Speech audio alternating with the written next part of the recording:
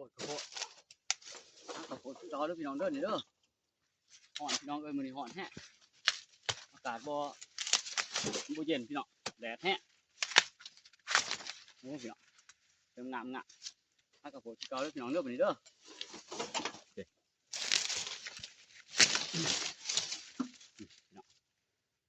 ไปก่อนบัดนี้พอแล้วพี่น้องพอแล้วสุดแถวแล้วสิเข้าแถวใหม่บัดนี้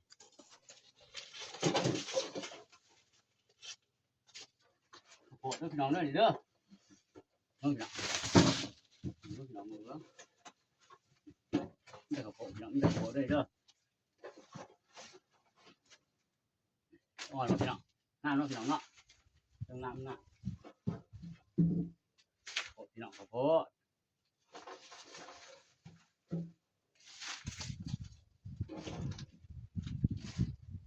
ใส่สอบก่อนพี่น้องเลย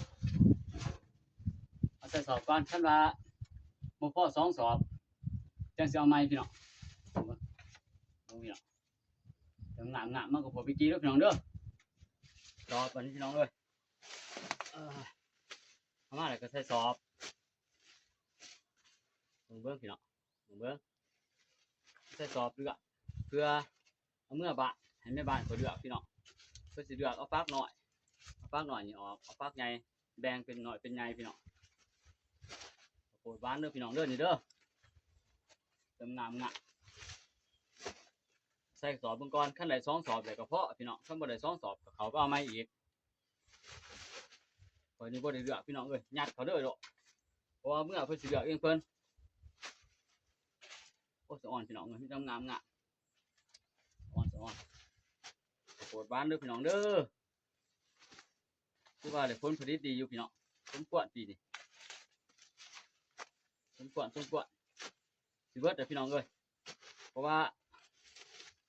ขายมาหลายวันเนี่ยสิเบิดแต่พี่น้องสิเบิดอ่ะ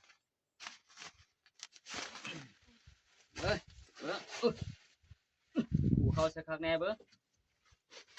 ผู้เดียวพี่น้องมาผู้เดียวอยู่หน้าผู้เดียวเจ็บผู้เดียว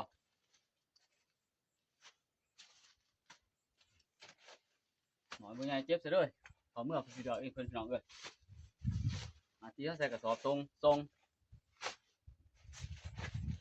เบ้อโอ้สะอ่อนดิพี่น้องเลยเพิ่นงามมันดีพี่น้องงามมันดีเต็มสอบนี่แล้วก็เอาสอบไม้ที่สิบพ่อ2 สอบแล้วพี่น้องเลยเพราะว่าสอบอันนี้ใหญ่แล้วพี่น้องทั้งใหญ่ทั้งอยู่สอบ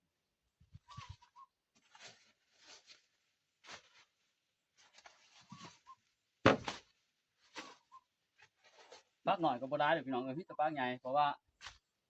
คุยเพาะคุณเพาะพี่น้องคุณเพาะงานพี่น้องโอ้บ่พ่อ2 สอบแล้วพี่น้องเลยบ่พ่อเอาใหม่ที่น้องพี่น้องเนาะห้องมีอีน้องพี่น้องเนาะอยากซังเป็นหัวซ้ำนี่นักพี่น้องเอ้ยข้าวโพดนี่นักกว่าเขาด้วยพี่น้องเด้อกาเกียมเลยพี่น้องเริ่มกาเกียมแล้วกาเกียมมาใส่รถแล้วพี่น้องเอ้ยเดินแล้วบาทนี้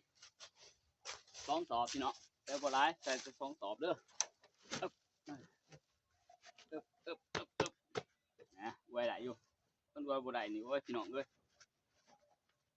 คันว่าเขาต่ำนี่จังเบิ่งโดดงานพี่น้องเอ้ยคือสิบ่เป็นตะเบิ่งโดด2 สอบพี่น้อง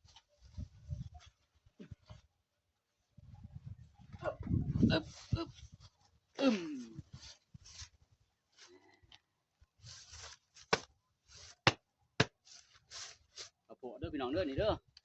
มันยังเด้อฮะเริ่มมัดก่อนบัดนี้พี่น้องเอ้ยเริ่มทรงก็เด้อบัดนี้พี่น้องเด้อทรงไม่ขาดก่อนเริ่มแล้วเมื่อก่อนบัดนี้พี่น้องเอ้ยไปแล้วบัดนี้นะนักแต่พี่น้องเอ้ยพอแล้ว2 สอบเลยโอ้จุดเสียบไปแก้บ่ได้พี่น้องเอ้ย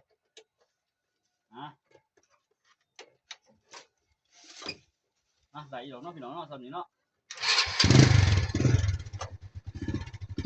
เด้อวันนี้เด้อ